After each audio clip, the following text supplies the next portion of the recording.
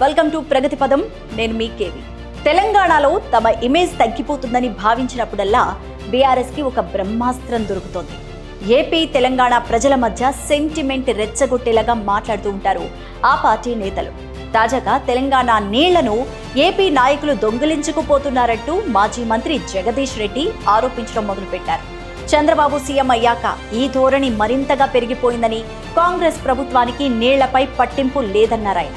ప్రజల దృష్టి మరల్చేందుకే బీఆర్ఎస్ నేతలు ఈ వ్యాఖ్యలు చేస్తున్నారనే విషయం అందరికీ తెలిసిందే. అయినా ఎవర్ గ్రీన్ పాయింట్ లాగా దీన్ని రైజ్ చేస్తూ సింపతి కోసం చూస్తున్నారు బీఆర్ఎస్ నేతలంతా. టీడీపీలో చంద్రబాబు నాయుడు, కేసీఆర్ కలిసి పనిచేశారు. నందమూరి తారక రామారావుపై అభిమానంతో తన కుమారుడికి తారక రామారావు అని పేరు పెట్టుకున్నారు కేసీఆర్. అయితే ఆ తర్వాత మాత్రం చంద్రబాబు అంటే కేసీఆర్, కేటీఆర్ సహా బీఆర్ఎస్ నేతలంతా ఎగిరి పడుతున్నారు. అదే సమయంలో జగన్ని మాత్రం కేసీఆర్ బాగా దగ్గరకు తీసుకుంటుంటారు. తాజాగా మరోసారి జగన్ పై బీఆర్ఎస్ ప్రేమ బయటపడింది. వైసీపీ హయాంలో తెలంగాణ నీళ్లను ఏపీ తీసుకువెళ్లలేదని, చంద్రబాబు సీఎం అయ్యాకే ఈ ధోరణి పెరిగింది అంటున్నారు జగదీష్ రెడ్డి. నాగార్జున సాగర్ పూర్తిగా చంద్రబాబు నాయుడు చేతుల్లోకి వెళ్లిపోయిందని చెప్పారు. తెలంగాణలో బీఆర్ఎస్ అధికారంలో ఉన్నంత వరకు సాగర్ వద్ద ఏపీ సిఆర్పీఎఫ్ బలగాలను రానివ్వలేదని కూడా చెప్పారు ఆయన. ములుగు సిఆర్పీఎఫ్ బలగాలైనా, విశాఖ బలగాలైనా అవి కేంద్ర బలగాలు. రాష్ట్ర ప్రభుత్వాలు అధీనంలో ఉన్నా కూడా అవి కేంద్ర బలగాలుగానే గుర్తించాలి. మరి కేంద్రానికి చెందిన బలగాలు ప్రాజెక్టుల వద్ద పహారా కాస్తుంటే జగదీష్ రెడ్డికి వచ్చిన అభ్యంతరం ఏంటంటూ కాంగ్రెస్ నేతలు ప్రశ్నించడం మొదలుపెట్టారు. వట్టి మాటలు, నీటి మూటలు.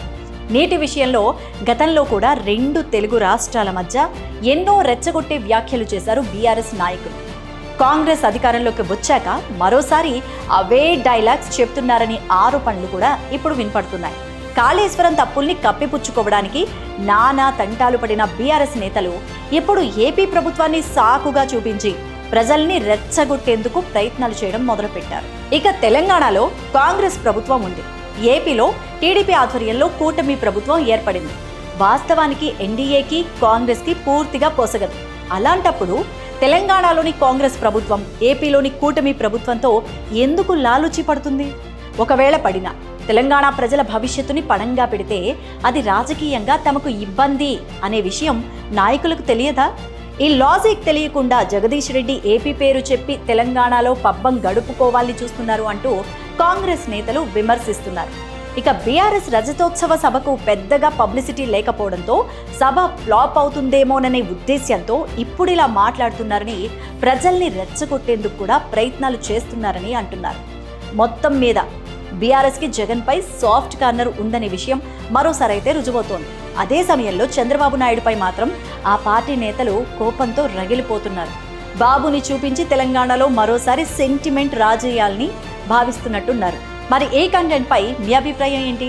కామెంట్ సెక్షన్లో కామెంట్ చేయండి. అలాగే స్టోరీని లైక్ చేయండి, షేర్ చేయండి. మరిన్ని ఇంట్రెస్టింగ్ అప్డేట్స్ కోసం మా ఛానల్ని సబ్స్క్రైబ్ చేయండి.